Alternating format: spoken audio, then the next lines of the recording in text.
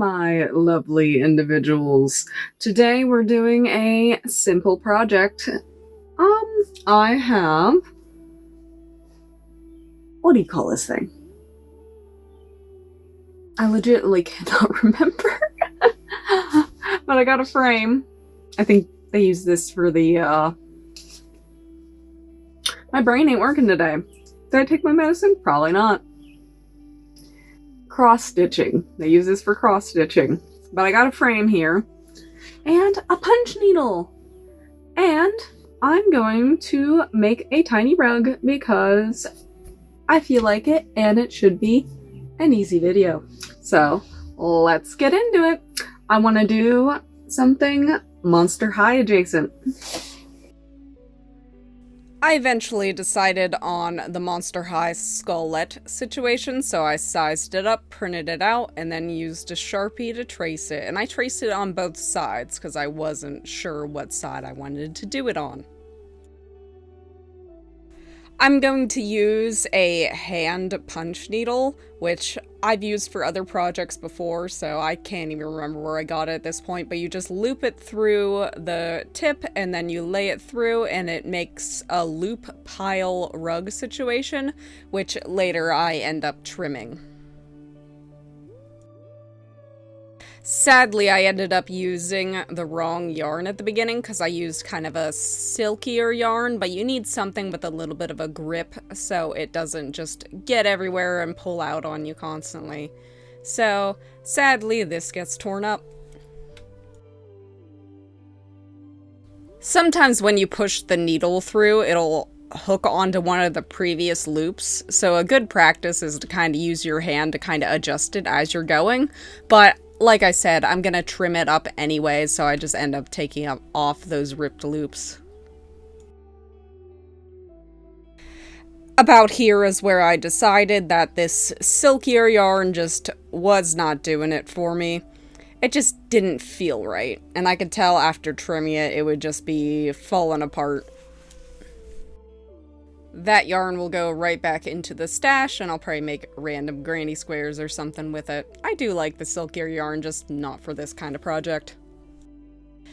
Luckily, the monk's cloth didn't rip at all, so we can use the same pattern, and we're just going to use the Premier yarn that I got at Dollar Tree in their Beyond section. It has some grip to it, and it works well for this kind of stuff. These mug rug situations, or any kind of rug tufting to be honest, is just so satisfying. Such a satisfying craft that's actually pretty quick to do, and use up extra scraps that you have lying around if you're just interested in a random color rug situation. I guess the correct thing to do would have been start in the middle and work out, but I decided to do the outlines first for some reason with this one. But maybe if I trim it in between the different colors in the future would be better. Basically, I'm trying to figure it out, so I'm probably gonna make some more tiny mug rug or dollhouse rugs if you prefer, doesn't really matter, till I get my situation perfected, because I actually do have a rug tufting gun. I just need to purchase a frame off of Amazon. I found a good one for about $160 that I need to just save up some extra money and purchase. This is why I think that maybe trimming each color individually before doing the next color would be a good idea, because as you're punching through, it tends to get mixed up with the other colors, which isn't ideal, so I'll have to play test some theories next time I make some little mug rugs. Keeping it loop pile is also like a very good option, but I can't seem to get it to all be the same level. I don't know why. I don't know what I'm doing wrong, but it always seems to just like be super long in some areas and shorter in other areas, and that's not exactly the look I'm going for. So I do have a rug trimmer, so I trim it up nice and even. I decided to give it a little pink border around the side just to incorporate that pink color into it more, and I think it looks kind of cool. I'd actually be interested in making the skullettes for some of the other characters, just because I have some of the dolls, and maybe if I do a dollhouse situation, I think that'd be cute. But for now, I'm just using it as a little mug rug, even though I'm too paranoid to get it stained. I'm not a big fan of how the eyes turned out. They just don't look correct, but it is my first try, and nothing is indeed perfect on your first try. So we trim up the corners, and I will cut it out. They always look kind of neat on the back side because you can see the path that you take it, and in a way that kind of makes artistry in itself. But we're going to use some spray adhesive glue, I believe it's the Gorilla Glue, and try to tuck in the corners. And I regret doing that with my bare hands because I had glue stuck to me for days. The finishing work on one of these rugs, it can make or break your project. Like, you can do impeccable work, but if you don't seal the edges properly and put a backing on right, it'll end up looking messed up. So I definitely need to figure out how to perfect my system. I think I cut it a little bit too short here and didn't tuck it good enough, because you'll see later I actually do paint in some of the white spots just so you can't see it as obviously as you could beforehand. I figured it would be easier just to spray a giant layer of glue onto the felt before pressing the little thing on there, and I feel like that was correct compared to cutting out a space beforehand and then trying to match it up perfectly.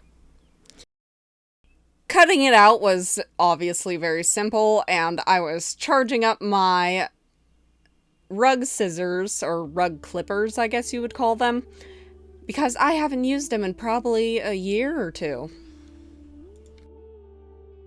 Eventually, the next day, when my clippers were charged up, we get to the most satisfying part of rugs, is doing all the cleanup work and trimming them up and all that lovely stuff.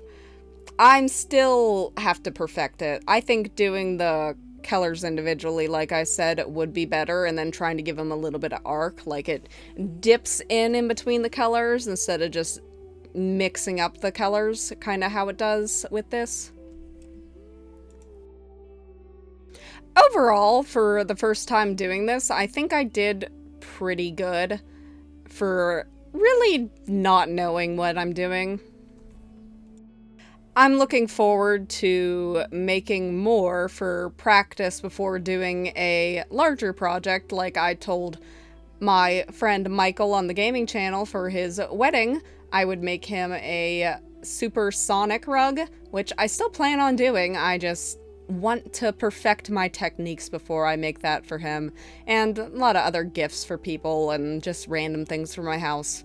I like carpets, what can I say? Here's those ugly little white spots I was talking about, and I totally botched the filming, but I got a little bit of pink paint just so they're not, like, super noticeable, but yeah, it just helps disguise it. And we'll get to our beautiful bean footage and kitty footage, because Trinity won't leave me alone.